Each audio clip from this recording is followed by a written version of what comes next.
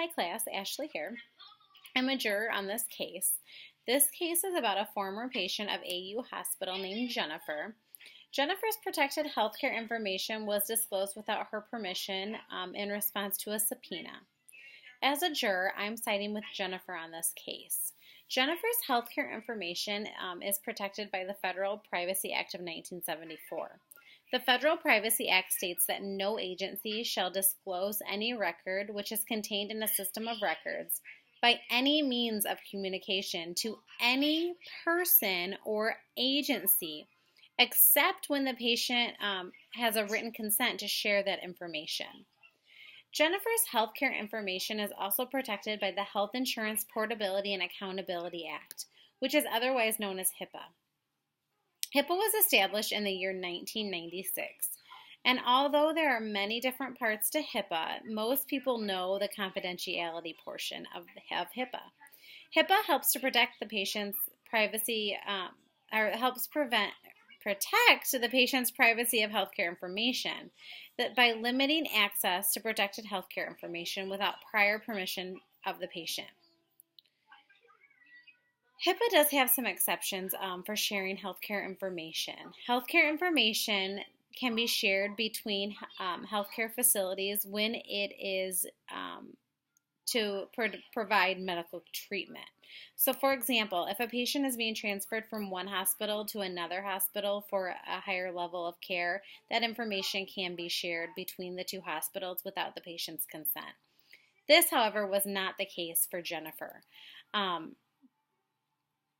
Jennifer's healthcare information was shared carelessly by AU Hospital without Jennifer's consent or knowledge to do so.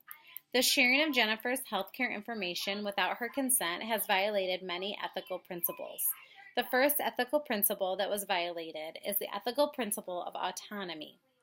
Our textbook states that autonomy is simply keeping your promises. As a healthcare organization, you make a promise to your patients that you will keep them safe and secure. This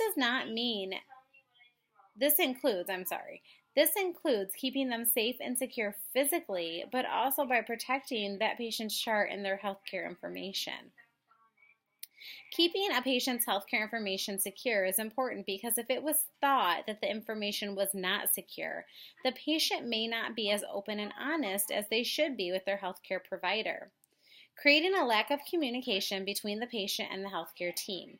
This makes treating the patient appropriately more of a challenge. The sharing of information may also cause stress to the patient. The patient's friends, family, or employer may find out something about the patient's health that can cause stress in that relationship. As a healthcare organization, you have the obligation to keep your promise of taking care of the patient and protecting the patient in all ways.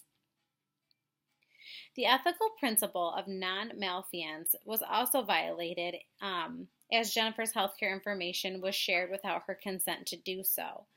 Non-malfeasance means to do no harm. Sharing this protected healthcare information can cause harm to Jennifer in a variety of ways.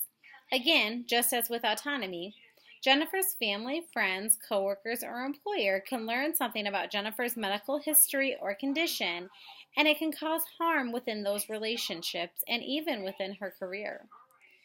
Harm can also be caused if this information is not secured, as Jennifer may not be honest with her physician about her healthcare needs in the future.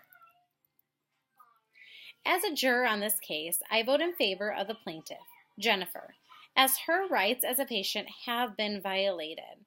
AU Hospital was neglectful in safeguarding Jennifer's healthcare information to the best of their abilities, and they did an injustice to their patient and her right for safeguarded healthcare information. Thanks.